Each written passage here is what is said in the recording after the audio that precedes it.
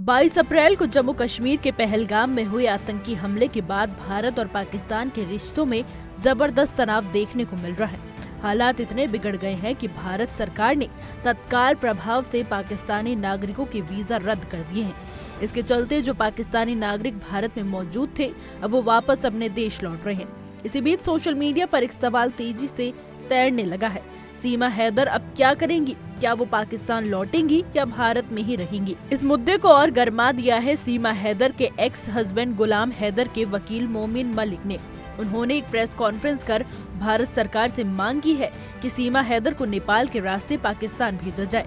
वकील का दावा है कि केवल कोई पारिवारिक विवाद नहीं बल्कि भारत की आंतरिक सुरक्षा से जुड़ा गंभीर मामला है।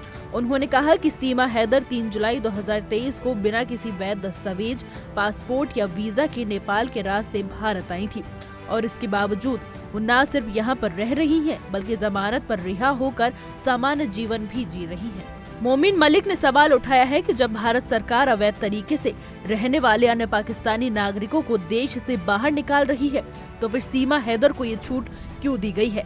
उन्होंने कहा कि भारत की सुरक्षा एजेंसियों को इस मामले में गंभीरता से दोबारा जांच करनी चाहिए।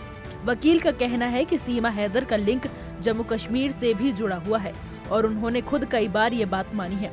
ऐसे में उन्हें शक है कि ये मामला सिर्फ लव स्टोरी का नहीं बल्कि इसके पीछे कोई बड़ी साजिश हो सकती है। दोस्तों, इतना ही नहीं, मोमिन मलिक ने यूट्यूब पर लाइव आकर दावा किया है कि सीमा हैदर लगातार एक लिखी पढ़ी स्क्रिप्ट के मुताबिक विक्टिम कार्ड खेलती रही हैं। उनका कहना है कि इस मामले में जांच एजेंसियों ने लापरवाही बरती है।